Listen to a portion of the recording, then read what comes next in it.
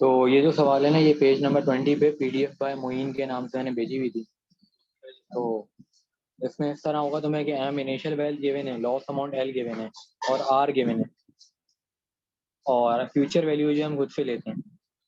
तो ये CNA का फॉर्मूला है। CNA का मतलब होता है कि एक्सीडेंट नहीं हुआ, एन का मतलब नॉन, और ए का मतलब एक्सीडेंट, नो एक्सीडेंट, और ए का मतलब एक्सीडेंट। तो ये दोनों फॉर्मूलाज हैं, ये हमें याद करने पड़ेंगे। उसके बाद हमने इस तरह के कॉलम बनाने, सीरियल नंबर का, फ्यूचर वैल्यू ऑफ इंश्योरेंस का। ये हम खुद से लेते हैं वैल्यू, 0, 10,000, 20,000 लेते रहते हैं डिफरेंट। और ये CNA का कॉलम बनाते हैं कि एक्सीडेंट नहीं हुआ, तो इसका फॉर्मूला लिखते हैं, और एक्सीडेंट होने का फॉर्मूला लिखते हैं। तो इसमें हमने वैल्यूज डालते रहना होता है डिफरेंट, जैसे 0, 10,000, 20, 30, 40। तो जब ये सेम आ जाए ना वैल्यूज, तो हमने रुक जाना होता है। जैसा मैं वो दिखाता हूँ।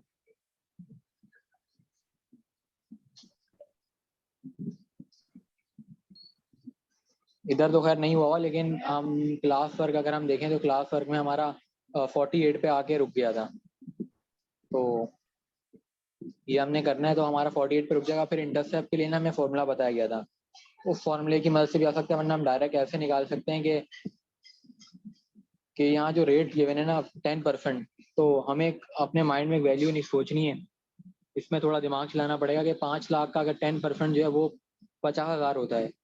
तो अगर हम 5 लाख लेंगे तो वो 10% से मल्टीप्लाई होगा, तो इंटरसेप्ट हमारा 0 आएगा यहाँ पे। तो हमें वैल्यू मिलेगी 5 लाख पे 0, और तू उधर से 4,60,000। तो ये दोनों फॉर्मूले बस याद रखने, फॉर्मूले का गेम है। और फिर इसके अंदर एक और काम ये होगा कि हमें ग्राफ बनाना है। अब ग्राफ में दो कंडीशन होंगी कि या तो फॉरवर्ड शिफ्ट होगा या बैकवर्ड शिफ्ट होगा। तो फॉरवर्ड शिफ्ट जब होगा कि जब हमारी वैल्यू पहले 50,000 थी, फिर उसके बाद अगली वैल्यू हमने 55,000 खुद से बढ़ा ली, या हमें सवाल में बोला कि 55 हो गई है, उसके लिए हमने काम करा। तो फॉरवर्ड हमें बनाता हुआ नजर आएगा ग्राफ, ऐसे कि जब हमने फर्स्ट ग्राफ बनाया इस डेटा के ऊपर, तो वो हमने इस तरह बनाया, उसके अंदर ये वाली लाइन नहीं होगी, 55 वाली लाइन नहीं होगी। 50 पे हमारी 10 आ रही थी वैल्यू, जो कि हम देख सकते हैं। 50 इधर आ रहा है और उधर 10 आ रहे हैं, मतलब CNA जो है वाई एक्सिस पर ले रहे हैं और CA ले रहे हैं हम एक्स पे। तो 50 जो है वो इधर है और 10 है, तो इनकी जो इंटरसेक्शन थी वो 46 पे थी या 48 पे थी। तो वो इंटरसेक्शन की हम एक और लाइन यूँ ड्रॉ कर लेंगे। तो वो ड्रॉ होगी, और फिर एक ये वाली लाइन हम खुद से ड्रॉ करेंगे। तो उसमें ये है कि हम कभी भी इक्वल स्पेस लेते हैं ना, तो हमारा आंसर नहीं आता, तो हमें जुगाड़ से लेनी पड़ती है। जुगाड़ से मतलब ये है कि हम ना ये वाली लाइन पहले ड्रॉ कर लेंगे, और फिर ये वाली जो हमने बनानी है बना के फिर बाद में हम नंबरिंग देंगे वैल्यूज की। तो एक ग्राफ तो हम सिंपली बना लेंगे, फिर दूसरे ग्राफ के लिए जब 55 करेंगे तो 55 के लिए बनाएंगे। तो फिर हम ये बताएंगे कि ये फॉरवर्ड शिफ्ट हुआ है, कि नीचे से ऊपर की तरफ हमारा ग्राफ शिफ्ट हुआ है, क्योंकि दो लाइन बनेंगी, जैसे ये एक बनी है तो एक और आ जाएगी 55 पे जो टच हो रही है, और 50 वाली जो है वो यूं होगी। तो दो लाइंस बनेंगी, तो हम बताएंगे फॉरवर्ड मूव हो रहा है। और अगर हम 50 से 45 पे आते हैं, तो फिर हम बैकवर्ड का दिखा देंगे। तो ये एक इम्पोर्टेंट सवाल है, ये आता रहता है एग्जाम में।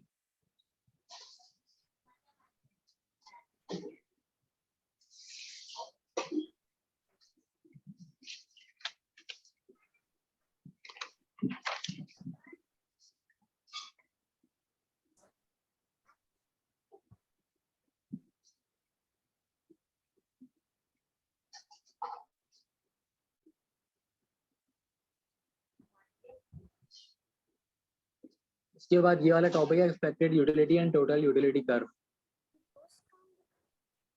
तो ये कुछ थ्योरेटिकल चीजें लिखी हुई हैं यहाँ पे।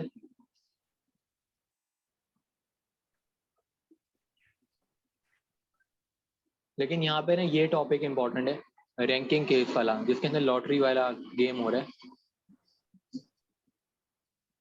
तो ये दो लॉटरीज है हमारे पास, एक हेड और टेल लिखा हुआ है, और 1, 2, 3 करके लिखा हुआ है। तो हेड और टेल की प्रोबेबिलिटी सेम है। तो अगर हेड आते तो 10 पॉइंट मिलेंगे, और टेल आते तो -2 पॉइंट। इधर ये है कि हेड आता तो 20 पॉइंट और टेल आता तो -5। तो ये इस तरह लॉटरीज हमारे पास है।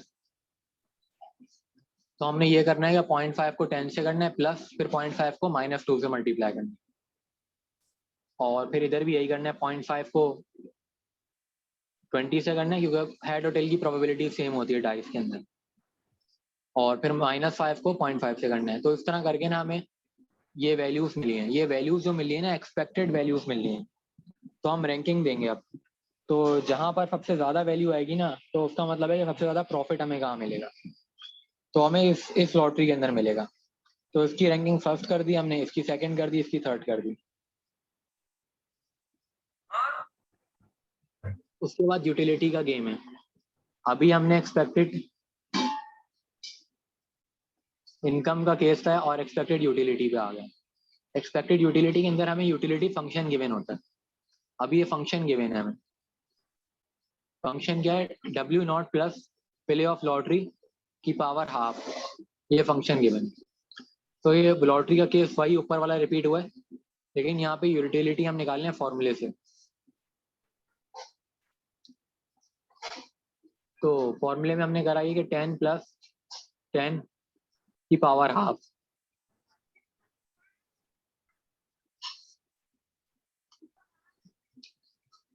तो हमें इसकी यूटिलिटी मिली। फिर इस तरह ये W0 जो है हमारा, देख रहा हूँ ये क्या है, 1 मिनट में क्लास वर्क। अच्छा हाँ, W0 जो है ना तुम्हें सवाल के अंदर गिवन होगा इनिशियल वेल्थ के नाम से, कि इतने पैसे हमारे पास हैं। तो इसलिए जब हम यूटिलिटी का फॉर्मूला जो है ना हमारा वो ये है, ये हम एग्जाम में डिफरेंट भी गिवन हो सकता है या ये भी हो सकता है सेम। तो W0 plus play of lottery की पावर हाफ। तो W0 10 था, प्ले ऑफ लॉटरी क्या थी? 10 थी की पावर हाफ। फिर यहाँ पे -2 था, तो W वेल्थ हमारी 10 थी, फिर -2 की पावर हाफ। इस तरह करके हमने क्या निकाली है? यूटिलिटी निकाली है। तो सबकी यूटिलिटी निकाल ली इस फॉर्मूले की मदद से, ये आ गई, तीनों यूटिलिटी आ गई। फिर हम यूटिलिटी की मदद से रैंकिंग देंगे अकॉर्डिंग टू द एक्सपेंडिचर, या उसकी रैंकिंग ये है, यूटिलिटी की रैंकिंग ये, दोनों की रैंकिंग हमने दे दी। फिर हमने इनकम और यूटिलिटी का ग्राफ बनाना है इस तरीके से। यूटिलिटी का ग्राफ जो है वो उस साइड पे हम ले लेते हैं, और इनकम का ग्राफ ये ले लेते हैं। तो ये हमने ग्राफ बनाना है। तो ये बिल्कुल सिंपल काम है हमारा, कि हमने जो निकाली थी इनकम वो आई थी 4, 7.5, 10, और यूटिलिटी हमारी इस तरह आई है। तो दोनों का एक साथ हम ग्राफ बना लेंगे, एक वैल्यू को हम एक्स पे ले लेंगे, एक वाई पे ले लेंगे, इसमें हमारी मर्जी है कि हम कहीं पे भी लें। तो ये आया था पेपर में सवाल लॉटरी वाला, तो ये मैंने बता दिया। और जो ऊपर वाला सवाल था हमारा,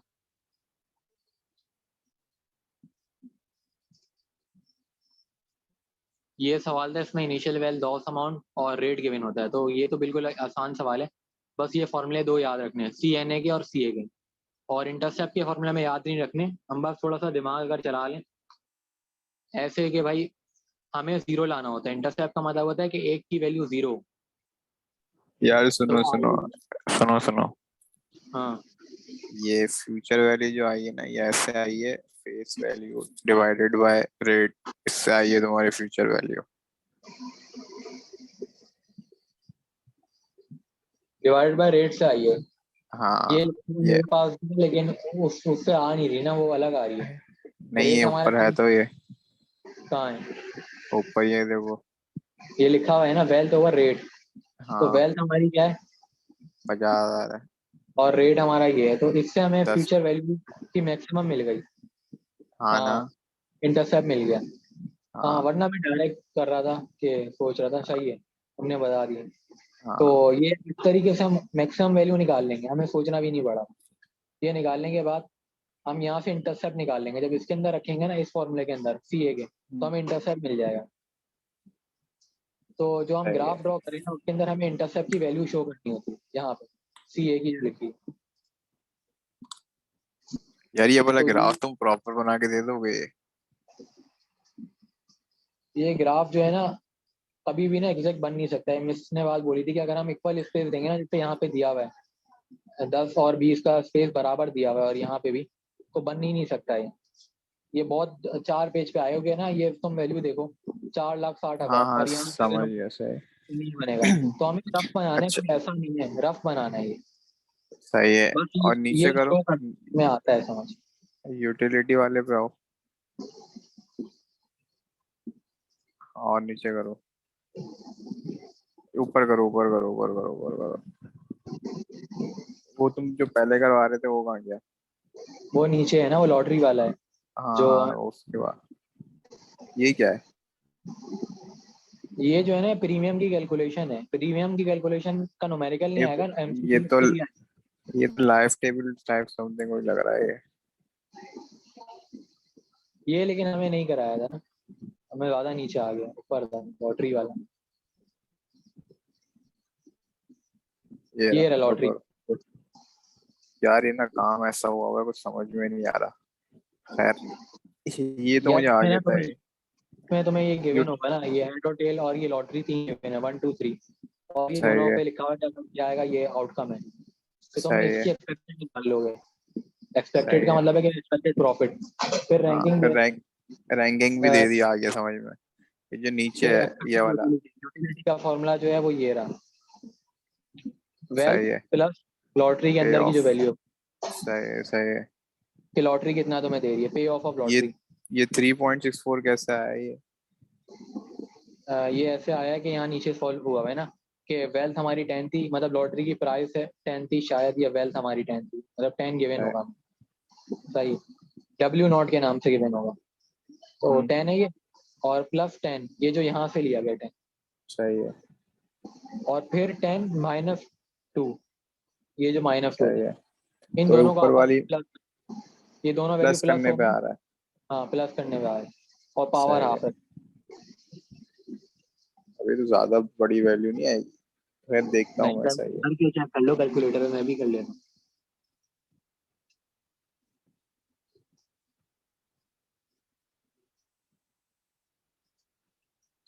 पहली वैल्यू आ रही है 20 की पावर हाफ, 4.47। और प्लस हम कर रहे हैं 8 की पावर हाफ। हाँ 2.82, ज्यादा माइनस पे आ रही है शायद, प्लस पे तो नहीं आएगी।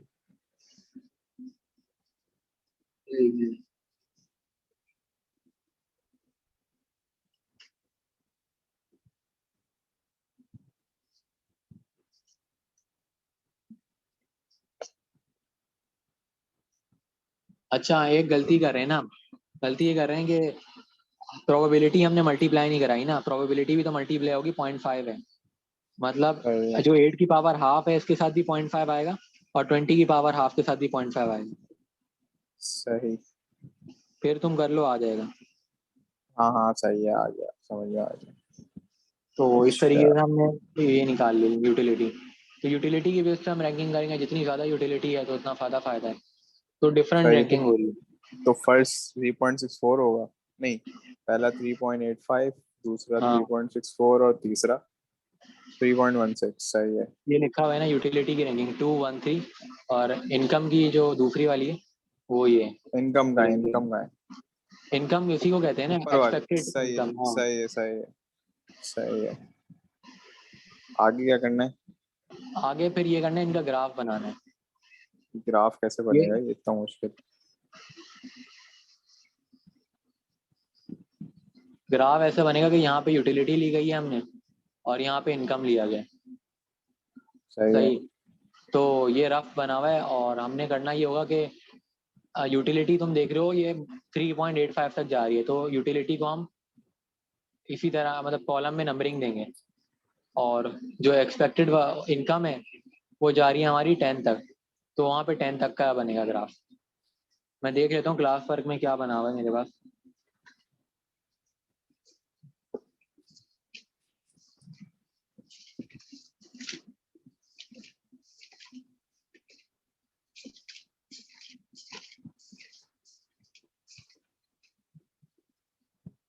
ग्राफ नहीं बना हुआ ये, अच्छा हाँ, बना हुआ है, लेकिन रफ रफ इसी तरह बना हुआ है ये, जिस तरह ये तो बना हुआ है ना इसी तरह तो ये इसने रफ रफ चार बनाया था एग्जैक्ट। ये हाँ चार लाइंस कैसे आ गई फिर ये? 4 लाइन नहीं है, 3 लाइन है जो मिस ने बनाया ना, उसमें 3 है। जैसे एक यूं बना हुआ है और एक यूं बना हुआ है, एक यूं। मैं दिखा देता हूँ स्क्रीन शेयर करके।